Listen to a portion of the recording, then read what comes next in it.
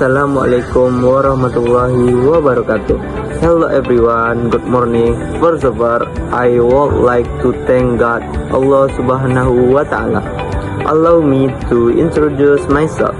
My name is Afda Adrian Ilham. You can call me Afda with name 2401032043. Today, I would like to talk about something very important. This is electrical installation in Thailand. Electrical installation in Thailand use 220 volt voltage with a frequency of 15 Hz, similar to Indonesia. So, Indonesian electronic devices are generally comfortable, but the types of power outlets vary type A, B, C, V, O. So, you need adapter plans, especially types A, B, and C. The electricity network is quite good, mostly derived from natural gas, with a visible overhead of cable infrastructure, but the main power cable are set at height. In Thailand, the domestic AC voltage is 220 volts or 50 cycles.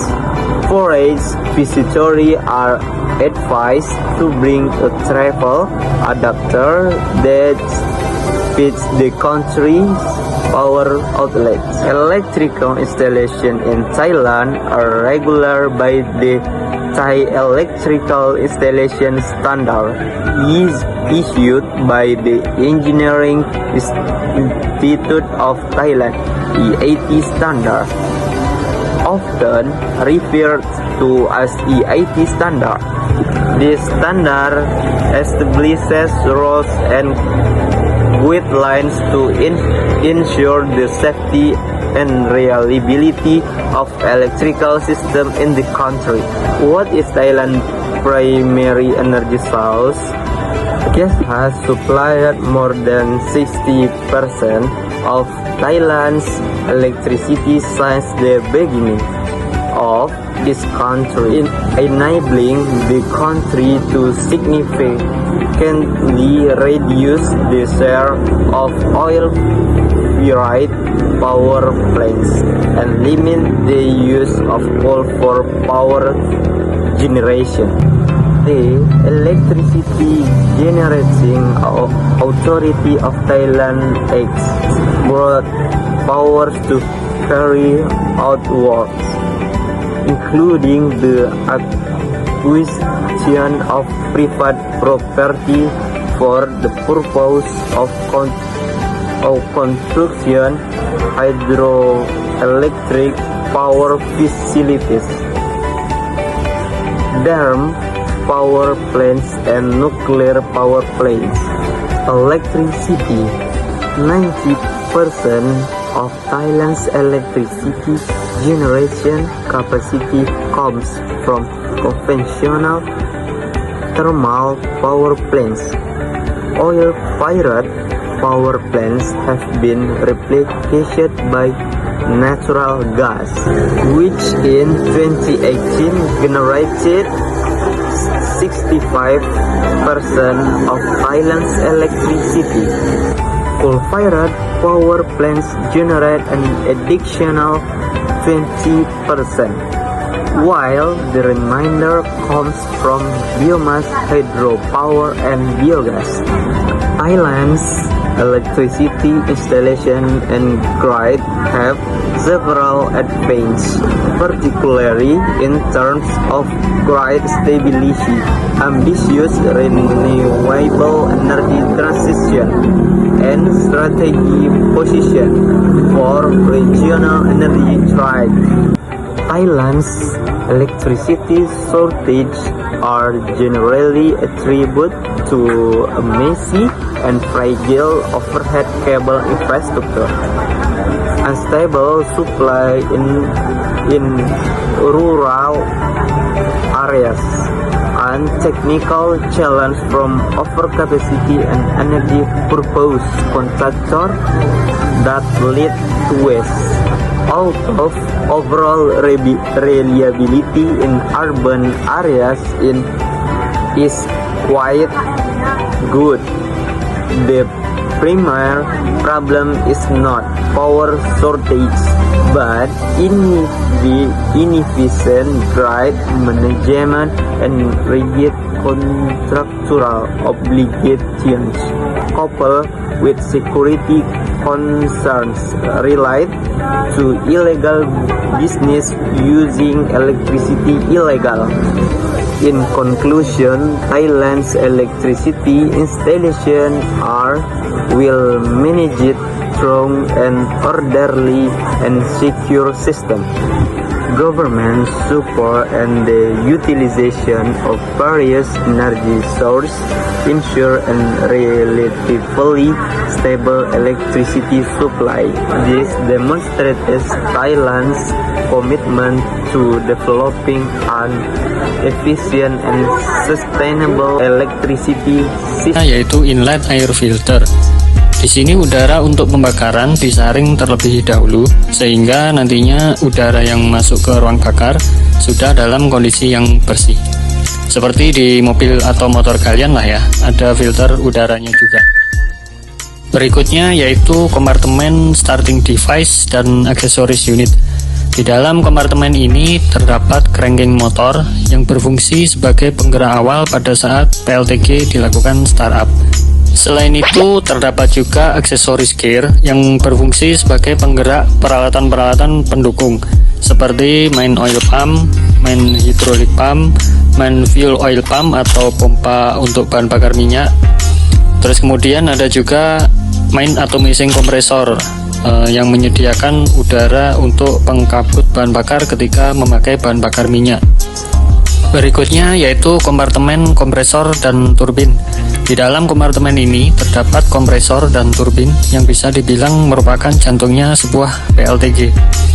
Di sini proses pembakaran terjadi, proses perubahan dari energi kimia dari bahan bakar menjadi energi mekanik berupa gerak putar poros turbin. Ini adalah penampakan dari filter udara. Filter ini yang menyaring udara pembakaran sehingga udara yang masuk ke ruang bakar sudah dalam kondisi yang bersih dari partikel-partikel debu. Jumlahnya sangat banyak sekali ya, ada 16 baris dan 36 kolom, jadi 576 per layer. Dan di sini ada 2 layer air intake ya. Jadi total keseluruhan ada 1152 buah filter udara. Wow, bisa kalian bayangkan ya ketika filter udara ini kotor perlu waktu berapa lama untuk menggantinya. PLTG ini dapat beroperasi dalam 3 mode bahan bakar.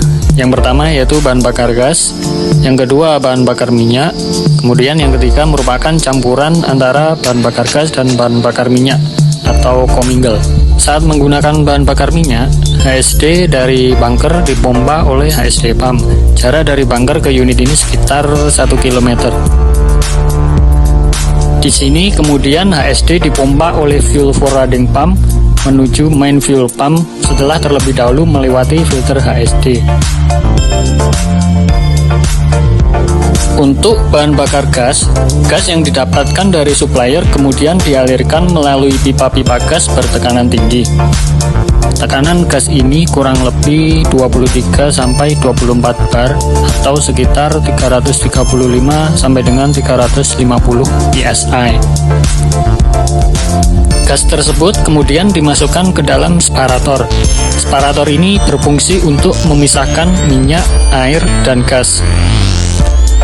Setelah melewati separator, gas tersebut kemudian dialirkan ke masing-masing unit melalui GCV atau gas control valve.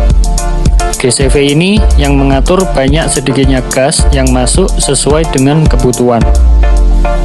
Kita masuk ke dalam kompartemen starting device. Di sini terdapat cranking motor yang berfungsi sebagai penggerak awal pada saat gas turbin akan di-start. Motor ini beroperasi dengan putaran 3000 rpm. Poros motor ini dikoppel dengan torque converter. Torque converter meneruskan putaran motor cranking ke poros turbin dan kompresor melalui media berupa minyak.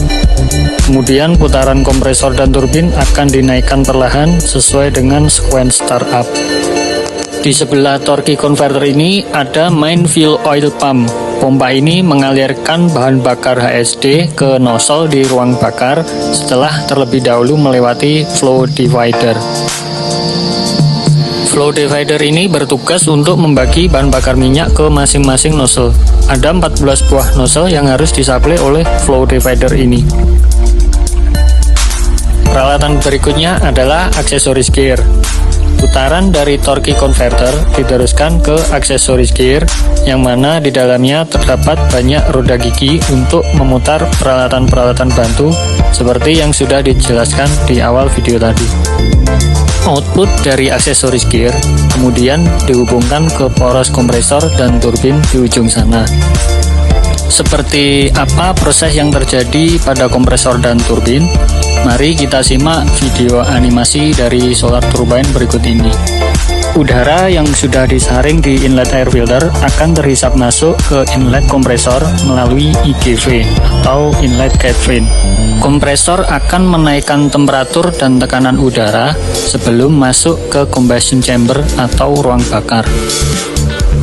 Kompresor yang terpasang di unit ini mempunyai 17 stage atau 17 tingkat suhu.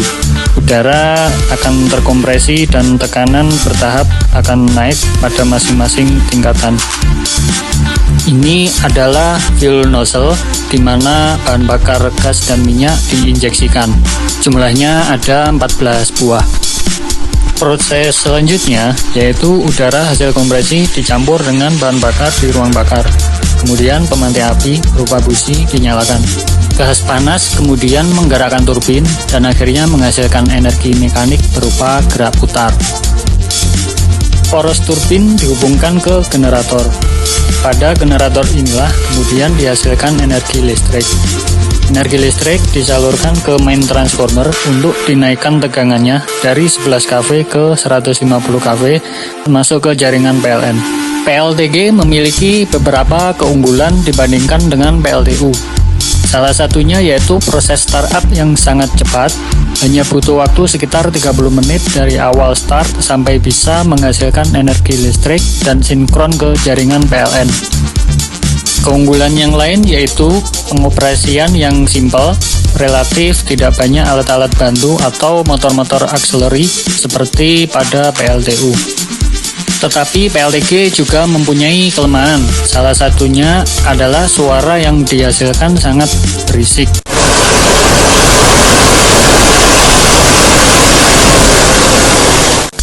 Kalian harus wajib memakai pelindung telinga saat berada di sekitar PLTG ini.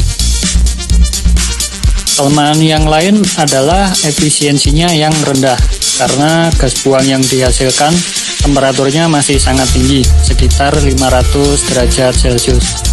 Untuk itulah, biasanya PLTG dikombinasikan dengan PLTU. Gas buang dari PLTG yang temperaturnya masih tinggi, kemudian dipakai untuk memanaskan air yang nantinya menjadi uap dan menggerakkan turbin uap. Sistem ini dinamakan PLTGU atau pembangkit listrik tenaga gas dan uap. Thank you for your attention. Wassalamualaikum warahmatullahi wabarakatuh.